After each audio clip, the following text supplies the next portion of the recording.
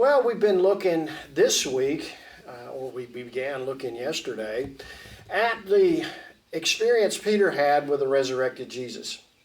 We looked at yesterday that Peter had already had an appearance by himself without the other disciples. Nothing of that's recorded for us except that he had that experience.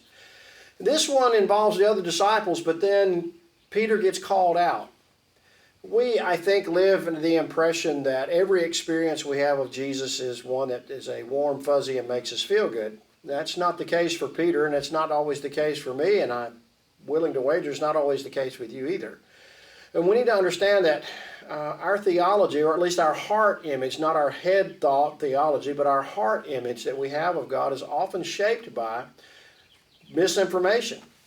It's shaped by, rather than being shaped by what we see in Jesus, it's shaped by what somebody said or somebody's relationship or whatever it might be. But if you look at Jesus, I find it interesting that Jesus meets the disciples there on the shore. He has breakfast for them. If you can imagine the Son of God fixing you breakfast, that's pretty amazing to me.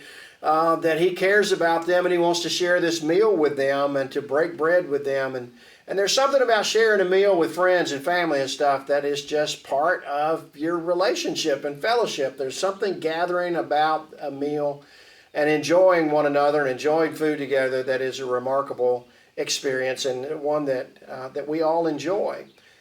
Something about gathering around the table together as friends or family or whatever it might be. There is something relational about that. And Jesus wants to share that with them. And because Jesus is the revealing or the revealer of God himself in his being, that what Jesus does, of course, God gives us our daily bread. Jesus does that as well. And I just saw a hummingbird and we hadn't seen one, and so that's why I did that, because we were gathering around a meal. The hummingbird was around the feeder, so he was gathering around a meal for fellowship with us. How marvelous. Anyway, I digress. We're talking about how Jesus is the image of God and shows us the Father. And so Jesus breaking bread, Jesus having a meal for them, Jesus providing the fish for them, in a small way illustrates what God does every day in providing food for us. And so as we see that, you think of the love of God, God wanting to provide for us, God giving to us our daily bread, and that's remarkable as well. So we can give glory and praise to God for that. And so we see Jesus doing in a small way what God does on this large scale. Now, there's a breakfast going on, there's a charcoal fire. And if you've ever smelled charcoal burning, a charcoal fire, you know that smell. Well, did you know that smell is one of the triggers of memory? It's one of the strongest triggers of memory. That when you smell certain smells, it will transport you to a place and time, maybe a time of your childhood, or maybe a specific event, or maybe something in your home, maybe at a smell of Christmas or something, that you can smell that and it just takes you, it transports you, it triggers memories for you. And so that's on purpose. If you remember another charcoal fire on a particular night, it was a night that was not a happy one for the disciples, certainly not for Peter. It was the night that Peter denied that he even knew Jesus 3 times, and he was warming himself around a charcoal fire, so that smell would have been fresh. That smell would have triggered something for him. Oh, it's beginning to rain. That smell triggers something for us as well. Takes me back to my childhood, sitting on the front porch at what is my parents' house now, but was my grandparents' house before they passed away. Sitting there talking about various things that you do with your grandparents when you're a little kid, and enjoying that time. So that takes me back there, sitting on a swing on the front porch like I'm sitting on a swing here on the front porch. Anyway, it brings back these memories, and that would have done that for Peter as well. And I don't think that was an accident. I think that was on purpose with the Lord. And you say, well, that was kind of a mean thing to do, to remind him of his failure like that. Well, a necessary thing. I don't think it's a mean thing. I think it's a loving thing and a necessary thing. After breakfast, Jesus asked Peter to take a walk with him. We know they were walking because John, the beloved disciple, follows at some distance, and he looks over his shoulder and sees him following and has something to say. We'll get to that later. But right now, suffice it to say, they're walking along. And Jesus asked him 3 questions. Why 3? And why the same question? Well, it's not exactly the same. It looks the same in English, but it's a little bit different in the Greek.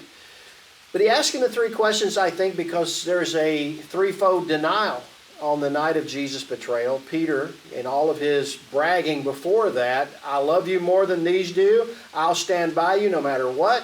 I love you beyond anything, and I'll even die for you. And he said, oh, really? Tonight you'll deny me? No, that'll never happen, never happen. And it actually did.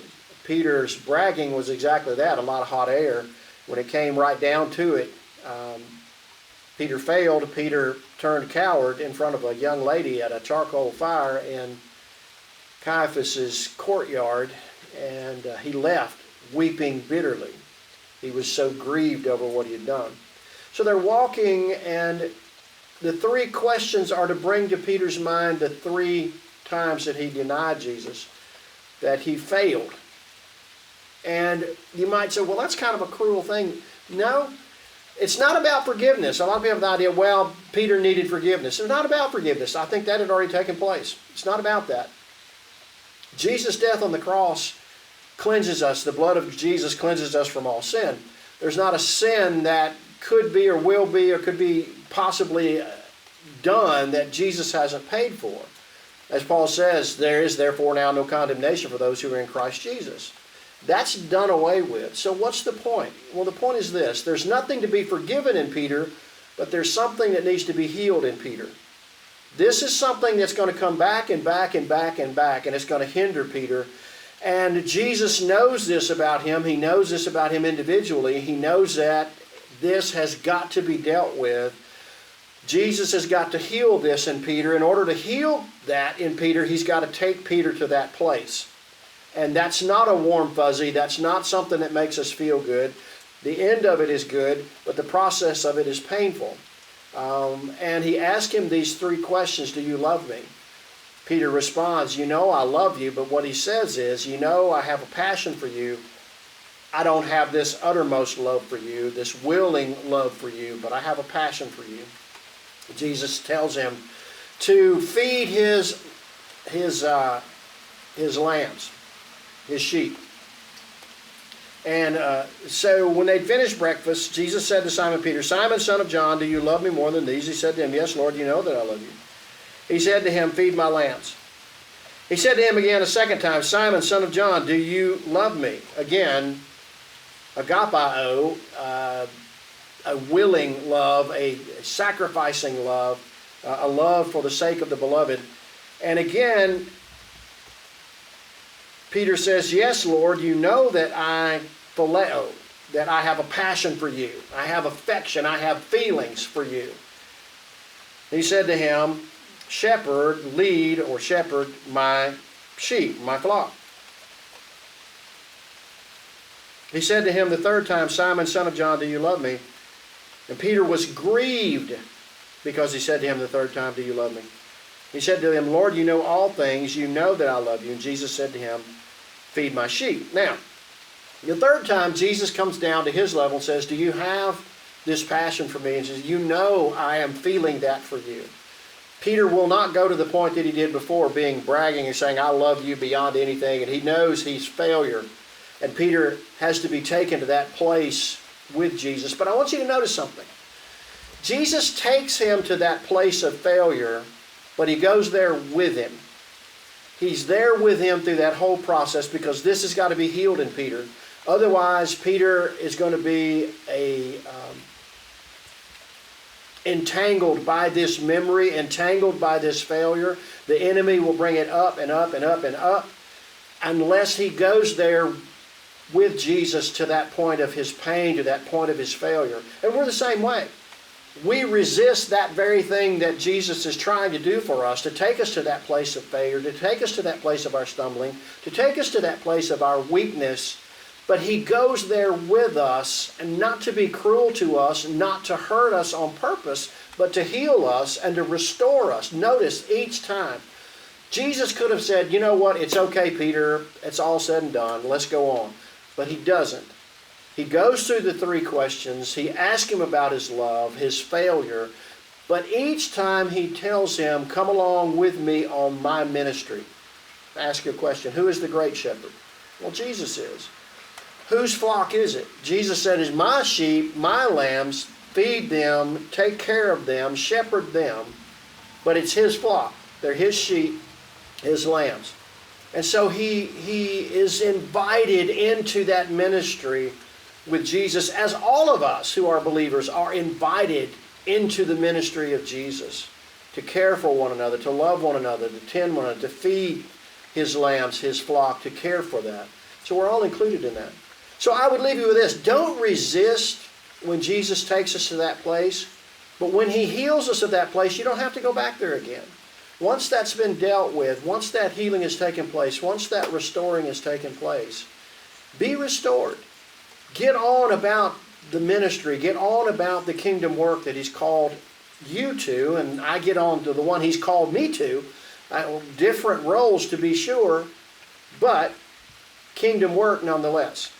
So I would invite you to go on that journey. Don't miss this poignant moment with Peter and Jesus, and don't miss that, how Jesus reveals the love and the care of the Father, and not only healing Peter, that hurt that is in his heart and his failure, but restoring him from failure to meaningful purpose and work in the kingdom, in the Master's work. So, I look forward to continuing this tomorrow. I hope you have a great day, a great night, or whenever you're watching this, a great morning, whatever it might be. It's afternoon for me, and it's light rain shower is coming, which prohibits me from mowing the yard again. So yay! And then, listen, God does love you, and he gave his Son that you might know that love, be invited into that love, and you get to return that love. By his death on the cross, forgiveness of sin, and what he gives to us is joy indescribable with healing right here and right now. I pray that you know that. See you tomorrow.